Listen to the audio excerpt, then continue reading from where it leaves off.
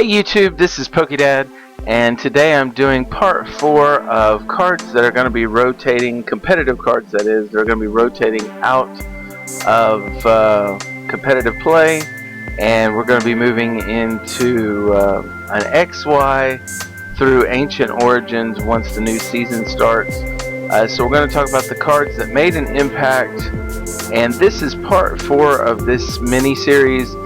So this time we're looking at Plasma Blast, cards from Plasma Blast that will be rotating.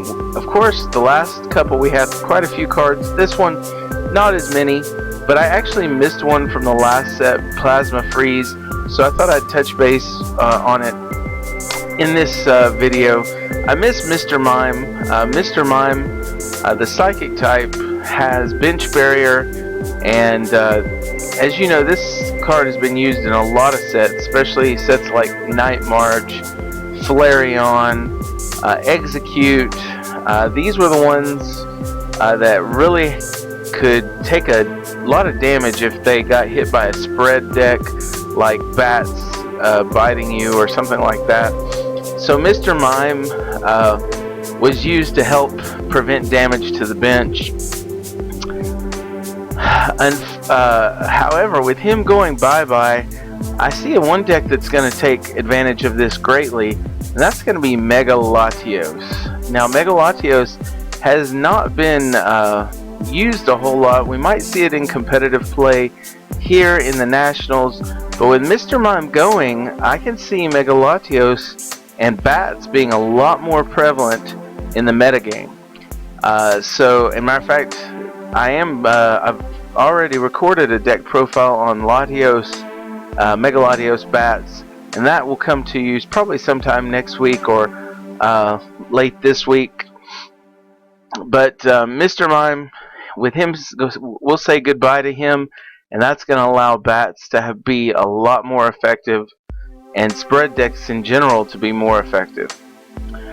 The next one we look at is Sigilyph, and this is the one with the toolbox ability. It allows you to put up to 4 trainer cards, 4 tool cards on it, and this worked hand in hand with the tool drop Trubbish.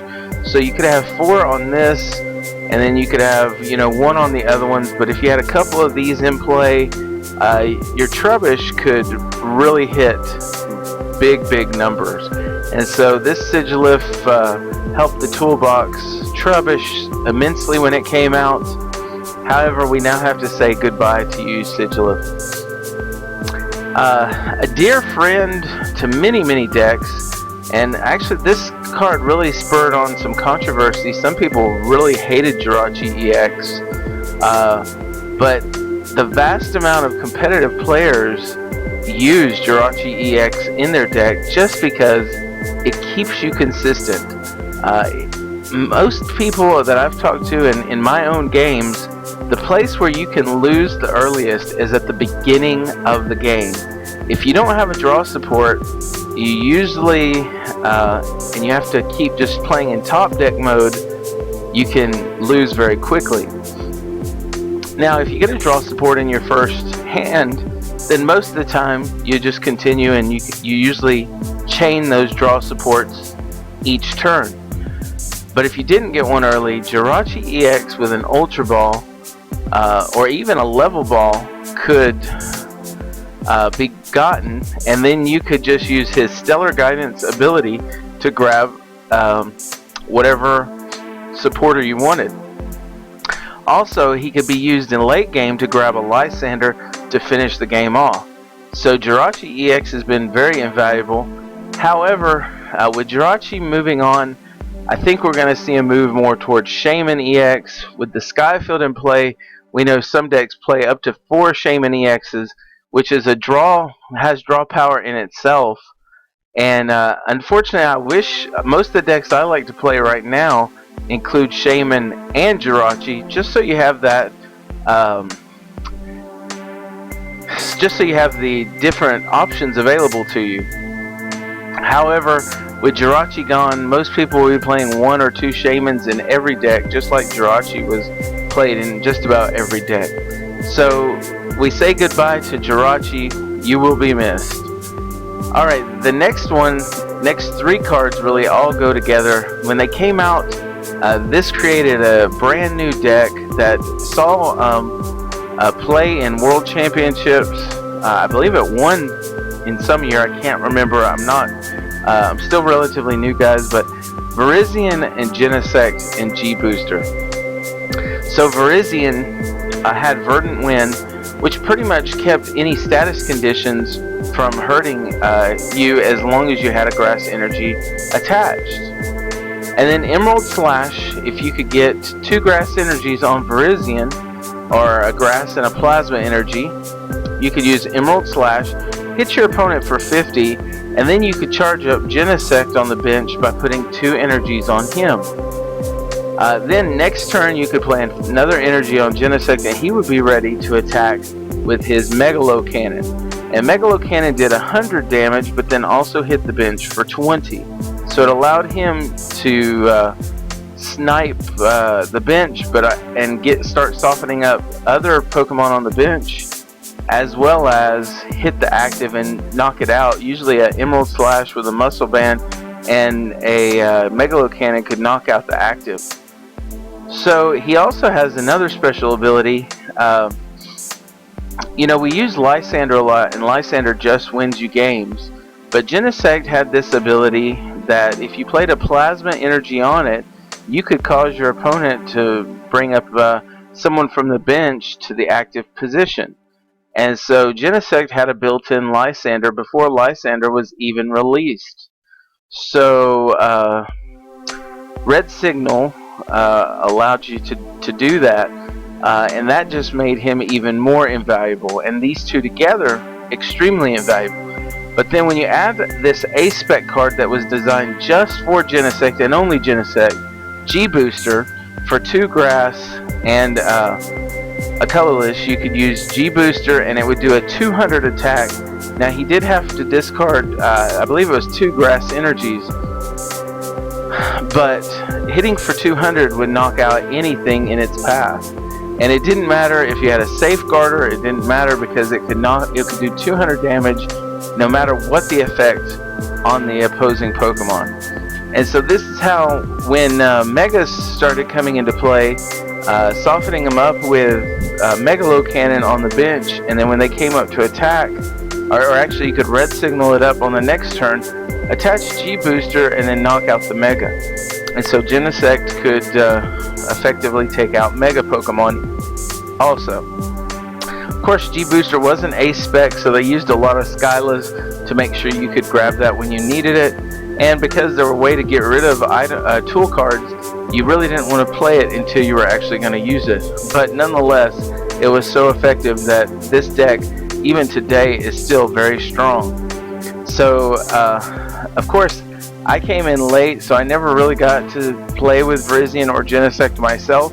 So I, for one, am kind of happy to see them go, but I know there's a lot of people that'll be sad to see them go. So we say goodbye to Virizion, Genesect, and G-Booster. Alright, Suicune has the Safeguard ability. Didn't have much of an attack for water and 2 colorless. You could use Aurora Beam and hit for 70. Throw a Muscle Band or a Silver Bangle and you could hit for 90 or 100 respectively.